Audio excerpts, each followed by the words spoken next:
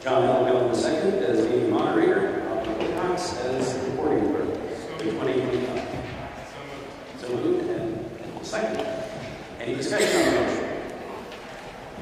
All those in favor, please signify by saying aye. Aye. Any opposed? The article carries. Article 2, to receive the reports of the district officers for the preceding year.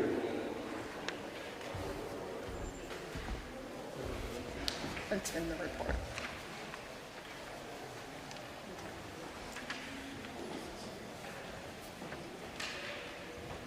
Yeah, so that was in the annual report. There's copies there.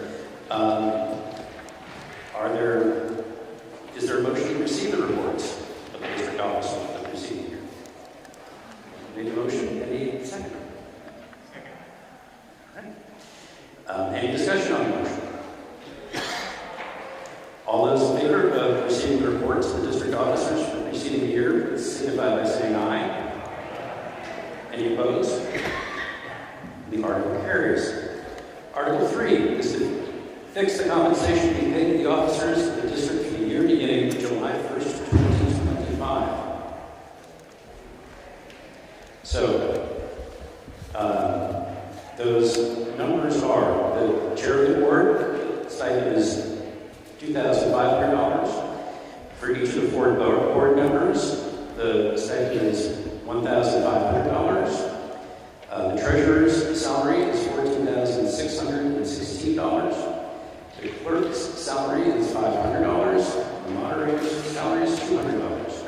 For a total of $23,816. Is there a motion to compensate as proposed? And second. Any discussion? There's no discussion. All those in favor of fixing the compensation, please signify by saying aye. Aye. Any opposed? The article carries. Article 4, to authorize the select board acting on behalf of the district to borrow such sums of money in anticipation of taxes as may be necessary to properly finance the affairs of the school district. Is there a motion to adopt Article 4? And a second. Kendall? Any discussion on Article 4? There's no discussion. All those in favor of adopting Article 4, please signify by saying aye. Aye. Any opposed? Article 4 carries. And then Article 5, to have presented by the school board its estimates of expenses of the school district for the ensuing year. This is a public informational hearing regarding the budget and related items, Articles A and B. And now I'll turn this over to the chair. Thank you. I don't know that anyone will be able to see unless you move closer, which is fine. You don't have to see. But if you want to see. Thank you for staying. I know it's a long night. I have a lovely presentation for you that I'm very nervous to present, but I know all of you really well, so I'm not so nervous. I want to take you through some details regarding not just the budget, but although many of you know what goes on here day to day, so this won't be news to you, but thought it would be important to share information about what actually happens here at your school.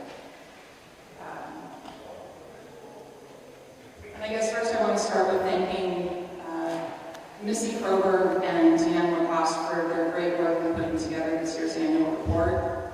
There are copies. If you haven't seen it, I'm not going to flip through it tonight, but it has a lot of great information about what's going on in the school. Some specific stories, some student highlights, alumni story, some great details about what's going on in the school. So please be sure that you take some time to look through that. Enrollment. I don't know if you can see, but I just wanted to provide some information about where our total enrollment has been over the last couple of years. Our current number is 354. We have 157 students at Fisher and 197 at ANHS. That number has gone from 344, 401, 375. This year we're at 354, just to give you a sense of our total student body.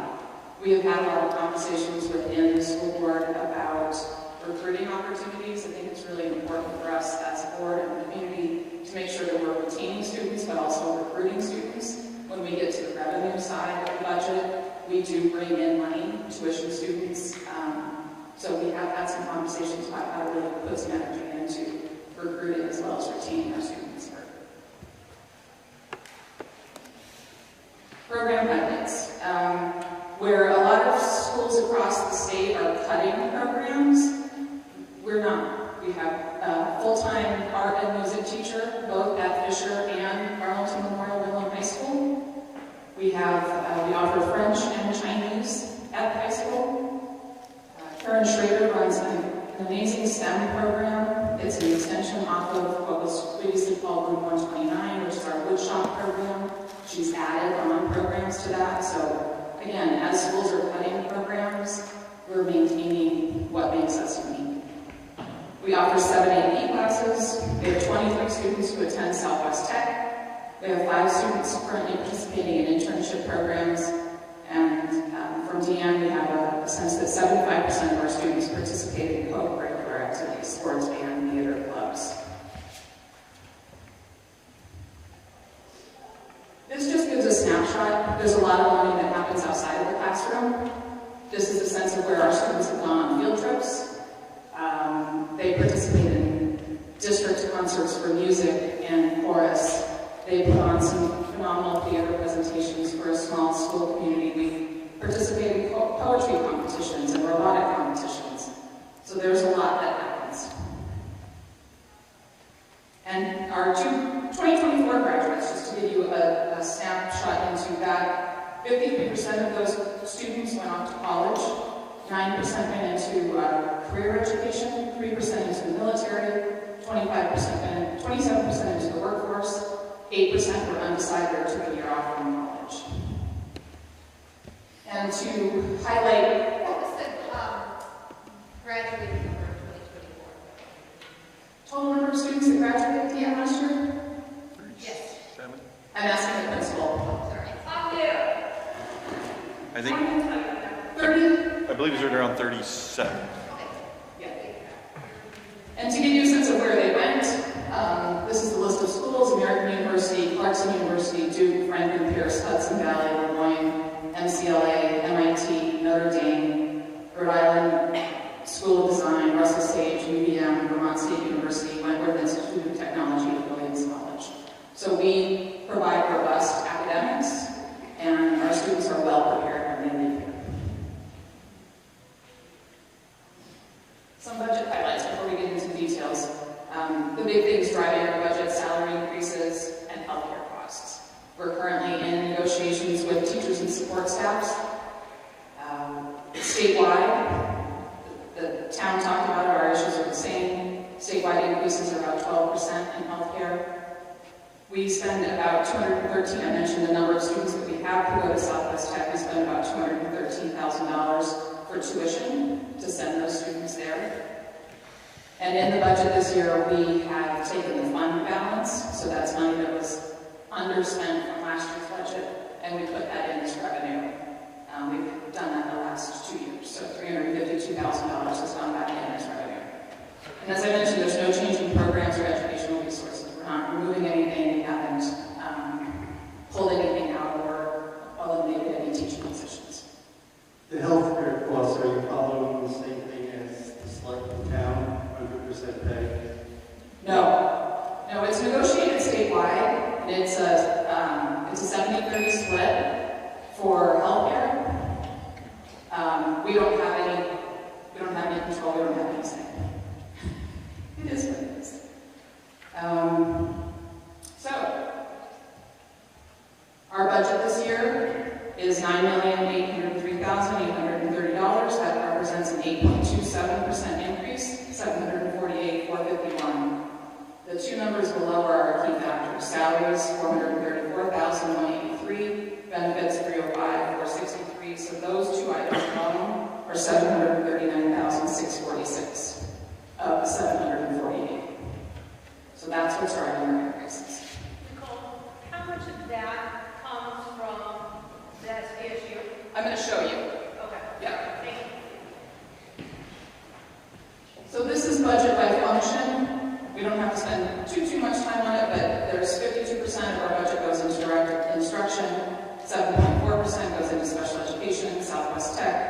student supports, which is nurse, guidance, social worker, mental health. That one's pretty straightforward. This one is budget by category. So almost 70% of our budget is in wages and benefits, 1.7% in contracted services, 5.6% operations. Susan, to your point, 16% of our budget is for assessments. The Arlington School District is a member district in the Southwest Vermont Supervisory Union. So all member districts in the SVSU pay their proportional share of the SVSU's total budget. Our portion of that, of our budget, we pay 16% of our budget goes to the assessments. And the things that are covered under the SVSU budget, special education, transportation, food service, and then all of the SU administration, which is HR and finance. So it's, I'm on the SU board, and we've had a lot of conversations about it's a big budget. There are a lot of needs within the SVSU school communities. So when you think about special education dollars, there's a lot that's spent in that regard. We have talked about, prior to the superintendent announcing her resignation, we had intended to start working with a consultant to do a financial analysis of the SVSU to really look at what our, as somebody said, our return on investment. We're spending a lot of money there, and so what are we getting for it? Our priorities shifted a little bit in hiring superintendent. Once we get that superintendent on board, we will go back to doing some of that financial analysis work. Isn't that what we did before we went down to the SVSU? Is we did a financial, like if it was going to work or not work, it was supposed to save us money. It hasn't saved us money. Save us any money. But this gives you a sense of where our spending has been. The high peak numbers were when we were our own. We were BDSU. We were our own SU. Right. We had a full-time superintendent. We had a full-time special ed director. We had a full-time business manager. Our enrollment numbers, as we go back to some of that information about enrollment, our enrollment wasn't increasing, but we were spending a lot to maintain our own supervisory union.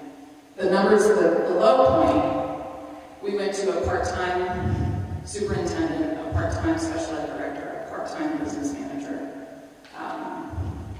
We saved money. We were very lean. We didn't have a choice on going to the SVSU. That was part of the Act 46 merger process. We were placed there.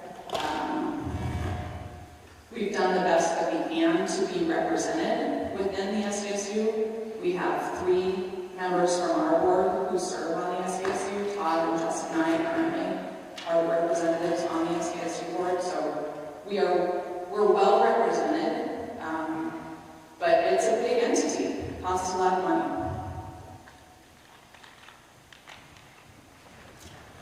Here's a breakout of the expenses that are in. How do they determine the allocation? What's the methodology?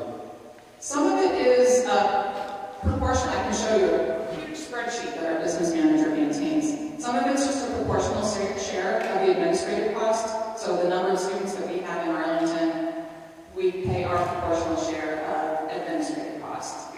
A lot of the other costs are tied back to the student. So if we have a student who receives special services through special education, all of that is tracked back to the student. So there are 2 levels of how the assessments are handled and how they're billed. Yep. Expense summary, we've got a 9.95% increase in salaries, 18.07 in benefits. Operations has gone down a bit. Our tuition, that's Southwest Tech, what we're paying out to Southwest Tech, has gone up 27%, and our assessments are essentially flat.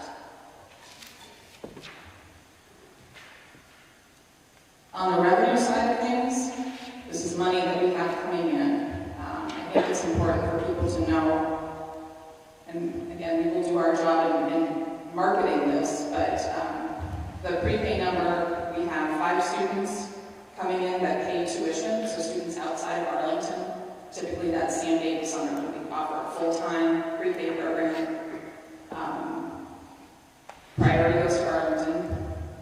additional spots that are remaining, we have opportunity to take tuition students in to fill those spots.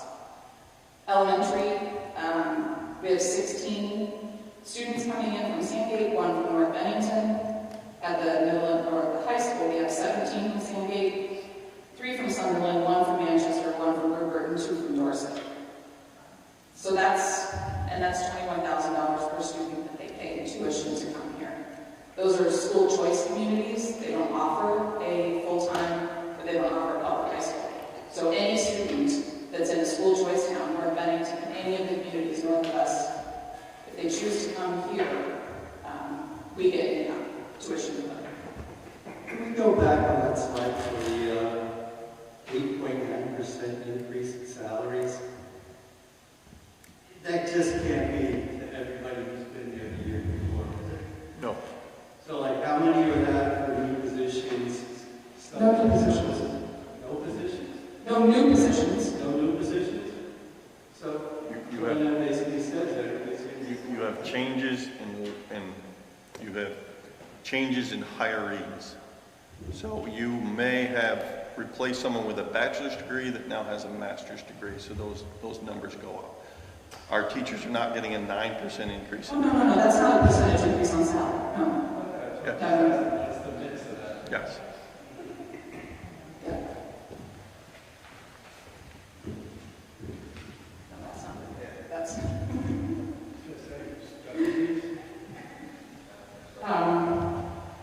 I had mentioned the fund balance, so that's $352,000 that came in as income into our fund balance. Last year we had $321,000 that was remaining, that was carried in as income.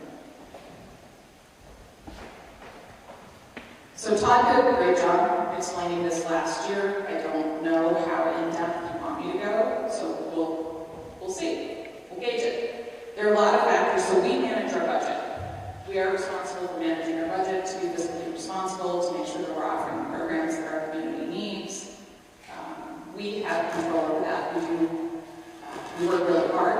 We work collaboratively to make sure that we have a strong, solid budget.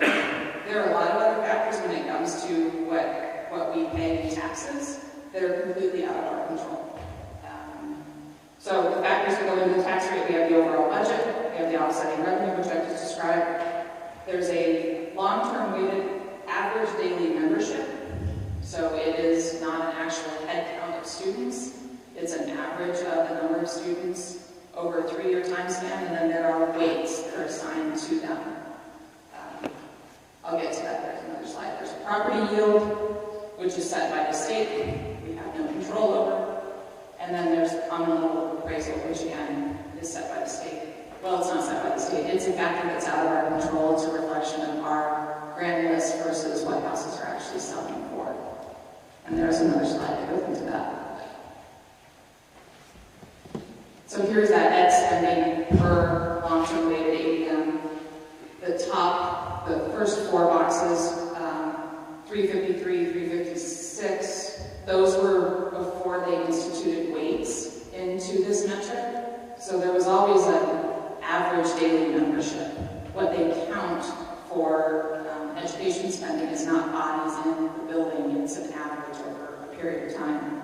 In 2024, FY24, we went to a weighted system. So that reflects an increase in what we're being allocated in student count. So that chart kind of gives you a sense of how that works. Property yield, I'm not going to too deep into try to explain. It's a rate set annually by the tax commissioner in December based on anticipated taxes driven by forecasted increases in education spending. This year's letter projects property tax bills to increase by an average of 18.5%, largely driven by a forecasted 12% increase in year-over-year education. So in December, they set a number that they are looking at what they think school boards, school districts, towns across the state are going to pass for spending and what that increase in tax rate is going to be. It's a projection. And then things change because they're setting that projection before people are voting on their budget. And there's a chart that kind of shows how property yield factors in. And then there's the common level of appraisal. CLA is a method for ensuring that each town is paying its fair share of education property tax to the ed fund. What's happening for us, so in an ideal state, you're at 100%, which means your houses are selling for what grand list value is. So you start dipping below that, your houses are selling for more than what the grand list is. And so there's an adjustment because we pay our education taxes off of property values. So we're in a spiral. We're going down. Our CLA is going down. There's a chart here that really shows how that impacts what we pay in taxes. We are due for a townwide reappraisal to reset our grand list, but there are, I forget what Nick said, how many towns throughout the state that are in a similar situation, and there's a limited number of resources available to do the reappraisal. So it's a wait. Arlington is scheduled for 2027. Did we just have that? We did, but it was pre-COVID.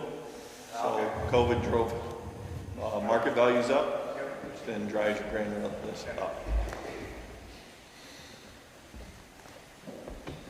So here's the formula, here's how it works. There's the expenditure line, the offsetting revenue, that gives education spending.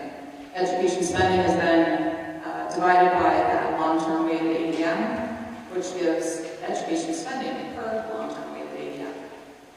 There's that property yield number, 8,553. That's the number that we were given in December. That is calculated. That's then divided into our long-term weighted ADM. It gives us our estimated homestead tax rate of $1.56, $1.57. But then you factor in CLA. CLA at 69.63, then brings our estimated tax rate to 1.63.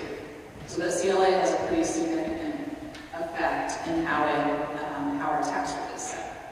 The one thing I did want to note because it comes out in December, the numbers on the right, on the far right, 9,452 was the property yield number that we had at town meeting last year. The actual number was 9,893. The time that we met at town meeting, what we were anticipating for our tax rate was $1.31. It came in at $1.25. After CLA, we were looking at $1.63, $1.64 tax rate, and it came in actually at $1.56. So what we're presenting to you is estimates. Because of those factors that are out of our control, we don't know exactly what the tax rate is going to be. It's an estimate to the best of what we can provide tonight. So what we're looking at is after CLA, homestead tax rate of $1.63. That's a 6.5 cent increase, which is a 4.2% increase over last year's tax rate. So when we talk about the yield numbers that they're setting the property yield off of, they're talking about huge increases anticipated across the state. This is nothing like what they're anticipating in other areas of the state. So, I think it's important to know that those who were here yesterday, the governor said he wants to put $77 million into the ed fund.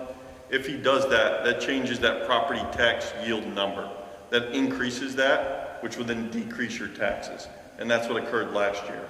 So they put one-time money into the ed fund, that then raised the property yield number, which decreased your taxes. So if they do that again this year, your tax rate is likely going to be lower than the $1.63 that we are estimating. and here's just a comparison of where we've been, budget, revenue, long-term weighted ADM, cost per people. I'm not going to read through. I can if you want, but. And when we talk about that CLA, we were at 100%, 2014, but since FY23, we've been dropping significantly, and you can see the difference if you can see. The top line is what our CLA, what our tax rate would have been before the CLA, we factor in the CLA, and that's what our tax rate was after. So it's quite a significant impact that has.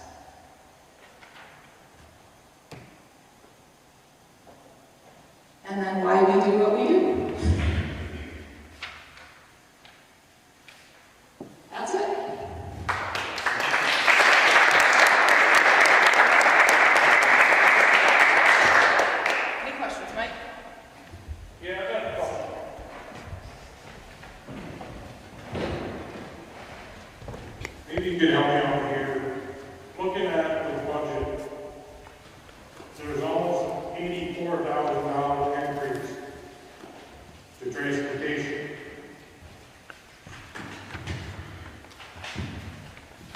And looking at the assessments is $153,705. Then in transportation, there's a $31,740. What is that? What is that? Tell me where exactly you are. There's 31,740 which is in transportation. And then those two together go up to the 185,445. And in that, does that include fuel, maintenance of the buses, bus insurances, driver salary, and salary? The majority of our transportation costs are part of our assessment. So the lion's share of what we pay for transportation is factored into what we pay as part of our assessment. The things that are outside of the assessment, I'd have to look, Mike, to answer your question specifically. That's the only two spots I found for transportation. That's because transportation's in the SVSU budget. But where is it? Where is it? It's in the It's in the SVSU. It's SVSU voted at the website. SVSU budget. Where is it? Where? Do you want to see the Where do we get that from? It's online. SVSU website. full SVSU? They just use the same stuff as here. No, the SVSU budget is on the website. The budget that was approved by the SVSU board is on the website. Because I don't know why it's so high, because, does that include, I know this might be a SU question. She has answered it. Oh,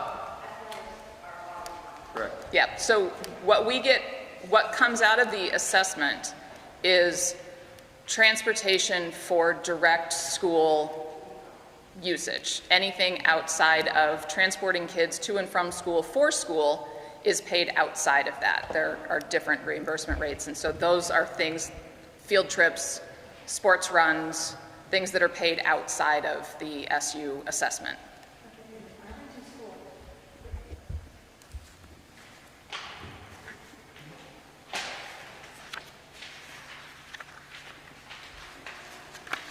Okay, Arlington School District says $31,740. Is that the bus driver's salary, or is that what we're paid when we do field trips and sports runs? That is our entire budget for field trips and sports runs. Okay, so that's outside of what we were saying before, Outside of. the other.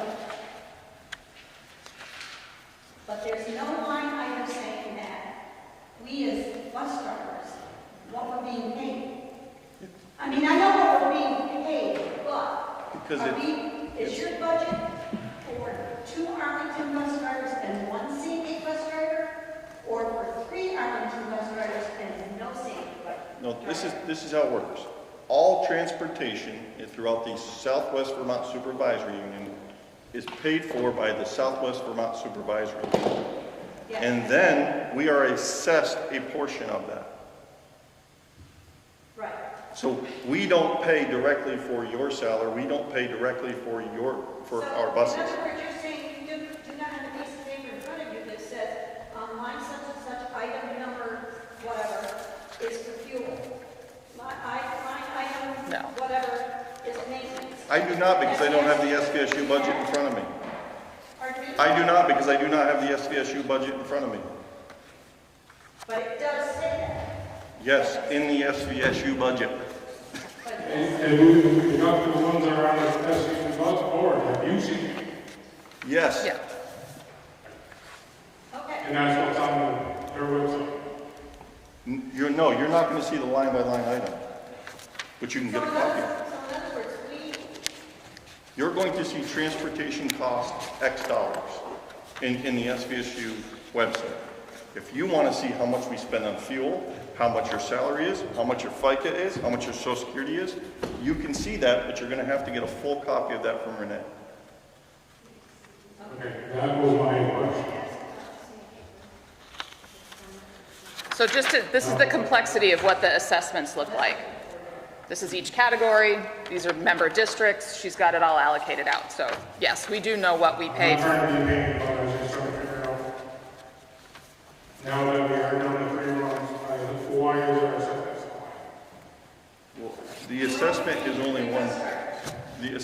only one portion of it. And I believe our transportation assessment was in the $67,000 range.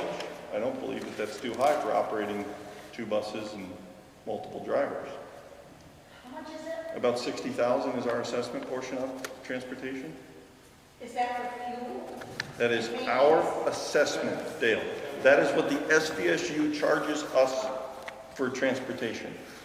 I don't know how else I can explain that any better than that. I'm sorry. Because I'm getting over the rates, so I'll try to and see if I can, and I'll talk to them. Because it'd be kind of nice to know what I got. You want to know what you're getting paid? No, like, fuel, we need fuel for almost everything. So you're looking for a, Emailing me when my deals get low. Right now, a couple of my things there's no money. okay. They sent my Google Drive. How do I know how the Google Drive is updated if I don't get an email? Okay, this sounds like a very specific individual question, and I will work with you, Mike, to make sure that we get you the data so that you can understand how that part of the budget is set. Okay, thank you. Yep.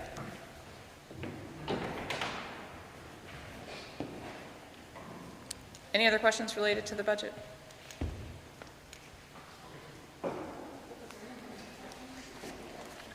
Just want to thank, and we have a small crowd here, but we are really lucky to have an incredibly supportive community of our schools. We had a great turnout at the meeting last night. We will hold another one. It's a community conversation about the governor's massive education overhaul. The next meeting that we will hold, hopefully, one of our senators, Seth Bongartz, who is head of the Senate Ed Committee, will be able to come and help walk through. It's complicated. It's scary. There's some things in it that I think would make a lot of sense, and there's some things in it that terrify us. So I would just encourage people to understand what's in the bill, read it, ask questions. We certainly will do everything that we can to advocate for what's in the best interest of our schools here locally. Yep. I didn't get a chance to get up last night. It does frighten me that Yep. this is the heart of this community, the school. We put, our kids, it builds our community, and it would very much sadden me if they close it.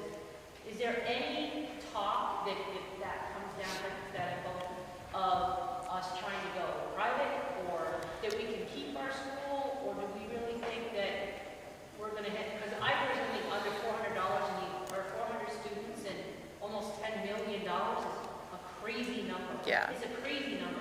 There are too many schools that would be impacted by those numbers. Right. There are too many schools that are under that threshold that's currently identified in the report. There is an organization that's really starting to gather up some of the small rural schools to make sure that we're advocating on behalf of those small rural schools to be considered as part of this overall plan. Todd has mentioned one of the things in it, if we do go from the 52 units down to 5, the decision-making about closing schools is at the district level. So that 5 district, which is Bennington to Rutland, that is the body that would be making, based on the current legislation, that is the body that would be making the decision about schools that stay and schools that close. And it's not without consider, there's ed quality standards, there are factors that would have to be considered that would go into making that decision. But the way it's currently written, that decision would be made by that governing body. Also, to answer your question, we cannot go independent or private because there is currently a moratorium, they will not allow any new independent or private schools in the state. Yep, Let's keep our fingers crossed. yep. I had a question about like getting information out for like yesterday's meeting. I was not aware of it, and unfortunately I missed it. I would have loved to have been there. Yep. So we for put this it, time, how should we go about we it? put it out on, we will look for other resources. The school communicated it in their weekly school newsletter. They put it out on social media. I put it out in Front Porch Forum to try to capture a different audience. We didn't have a whole lot of notice in planning it. We wanted to do it before today, and we will do it again. So from what I understand, the House vote will take place March 24th, and so we really want to gather our group together again before that to get any input. But for the way Kathleen was describing the process, it'll go through the whole House Ed Committee. They will make their revisions. It goes over to the Senate, as she describes, then they tear it all up and start over again. So it's a fun ride. I think in the meantime, contacting the governor, if you go to Kathleen Jean's website, you can also, there's a QR code on there, and you can do the survey there to let your opinion be known, whatever your opinions may be. I think that's important that they hear our community's voices on that. We are creating a link on the SVSU homepage for all information related to the proposed changes. So if you want to check that out too, just if you really want to try to understand what's in it, we're going to use one location to put a lot of that information. I just want to comment as well, there was a lot of good discussion in the meeting last night, but I think as this develops, if it continues on the path that it's on at the moment, which seems to indicate that the school would be shut down unless something changes, I just hope that we're all in agreement that we do all we can as a town. You know, it was a little frightening to me after last night's meeting to see how many people left from the town meeting, and I just don't know if people fully realize how serious this is and how quick it's moving. Yeah. So I just hope we can coordinate with the town. I was thinking about the Arlington revitalization project. It's been so great. We've really seen a lot come out of that for the town. And I wonder if there's something similar where there could be kind of a community. I, for one, would be a writer. I'd be willing to, volunteer and even at the library to help citizens of Arlington and maybe want a little help writing a letter or ideas to the governor, things like that. So I just wonder if there's people that could gather together and use their resources to do all we can to save the school. So just want to say thank you to you guys for your work and for getting it out there to the community. And it is such a huge part of the community. I just can't even imagine what would happen to property values. Even though last night the focus was rightly on the students where it should be, it would affect the town in so many ways. And just one more thought that I was concerned about is, I don't quite understand, I know you guys don't have anything to do with this, but in the bill it seems that the choice schools aren't really being affected. Oh, they are. So they might be affected. Yeah. But it seems like some of the bills, I know there's several different options, some of them, it seems like they would just kind of continue business as usual. And that was kind of concerning to me because I just thought, why would they allow our students to be transported possibly to Rutland or Bennington? Oh yeah, we would But never. then kids in Manchester would stay. Do you know what I mean? Like, Yeah. I almost wish we could become the high school in that case. Well, the one big difference that I saw for the independent schools is the I'm going to say the rigor, but the criteria that they would be evaluated under. There's a lot of exceptions currently made for independent schools. They don't have to do the same standardized testing. They don't have to do the same financial audit. They don't have to abide by the same anti-discrimination policies. They don't have to have HHB policies. Like, there's a lot that they don't have to do. And there's a lot of language written into the legislation that to be an approved independent school, you would have to meet all of these criteria. So I do believe that the intent, where it will go from this first draft, I don't know, but there is a lot of language in there to put some structure into making sure that if there is public dollars going to independent schools, that they are schools that meet a standard. I think what I'm concerned about is, like, when we look at Manchester, and there's PBA, there's Wim Hall, for example, as a sending down. What is the elementary school in, sorry, it's getting late. The private one. It's Maple Street. Maple Street School. So it's more than just PBA, there's all of these little private schools. And that is my concern, is that there's this drastic changes happening. It feels like just because we're not privileged enough, you know, for all the talk about equity, just because we're not privileged enough to live in one of those towns, that our kids could be bused very far away, while those people just kind of continue on business as usual. It just doesn't seem equitable because of the line. Yeah. That's a concern. There are a lot of concerns. Yeah.